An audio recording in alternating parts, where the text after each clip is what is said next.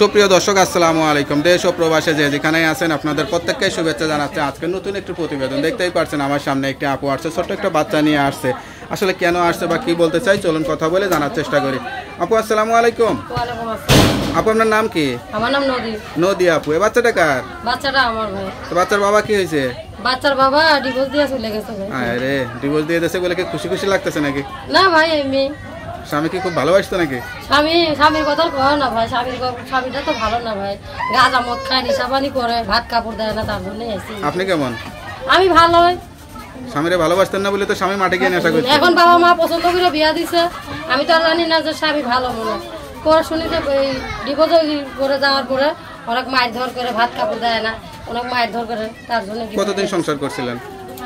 সংসার করছি কতদিনই হয়েছে, 5 বছর হয়েছে।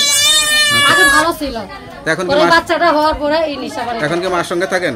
এখন মা বাপ তো কেউ নাই, সবাই দুজন মারা গেছে। এখন একটা নানি আছে, একটা ভাই আছে, ভাড়া দিছি মাদ্রাসা। নিজেদের জায়গা জমি টমি আছে?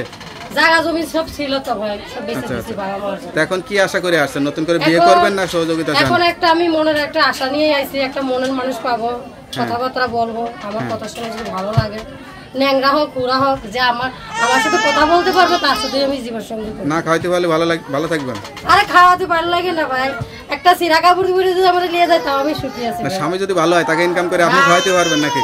তারা আমার বলে তো স্বামী মাঠে গিয়ে নেশা করছে। এখন বাবা মা পছন্দ করে বিয়া দিছে, আমি তো আর জানি না যে স্বামী ভালো মনে পরে শুনি যে এই ডিভোর্স করে যাওয়ার পরে অনেক মায়ের ধর করে, ভাত কাপড় দেয় না, অনেক মায়ের ধর করে, তার জন্য। কতদিন সংসার করছিলেন? সংসার করছি কতদিনই হয়েছে, 5 বছর হয়েছে। আগে ভালো ছিল, এখন বাচ্চাটা হওয়ার পরে এই নিশাপানি। এখন কি মার সঙ্গে থাকেন? এখন মা বাপ তো কেউ নাই, সবাই দুজন মারা গেছে। এখন একটা নানি আছে, একটা ভাই আছে, ভাড়া দিছি মাদ্রাসা। নিজেদের জায়গা জমি টমি আছে?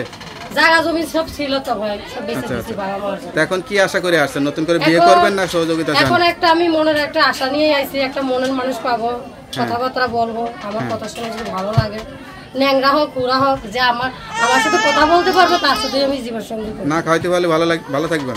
আরে খাওয়াতে ভালো লাগে না ভাই, একটা সিরা কাপড় পরে যদি আমরা নিয়ে যায় তাও আমি সুখী আছি। স্বামী যদি ভালো হয় তাকে ইনকাম করে আপনি খাওয়াইতে পারবেন নাকি?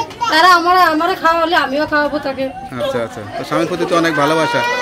তা আপনার সঙ্গে কিভাবে যোগাযোগ করবে? তার সাথে ফোনে কথা বলবো। নাম্বারটা মুখস্থ আছে? হ্যাঁ, নাম্বারটা মুখস্থ। তো নাম্বারটা একটু বলে দেন। এই নাম্বারটা দাও দেখে। আমার কাছে দেন, আমি দেখে বলে দিই। হ্যালো ভিউয়ার্স, শুনলেন অসহায় স্বামীহারা আপুর জীবন গল্প। ছোট্ট একটা বাচ্চা নিয়ে খুবই কষ্টের জীবন। কেউ যদি যোগাযোগ করতে চান বা বিয়ে শাদী করতে চান, এই নাম্বারে যোগাযোগ করবেন। তার নাম্বারটা হচ্ছে 0132391285। নাম্বারটা খোলা রাখবেন, অবশ্যই নামাজ কালাম পড়বেন, আল্লাহর কাছে চাইবেন। তো ভালো থাকেন, আসসালামু আলাইকুম।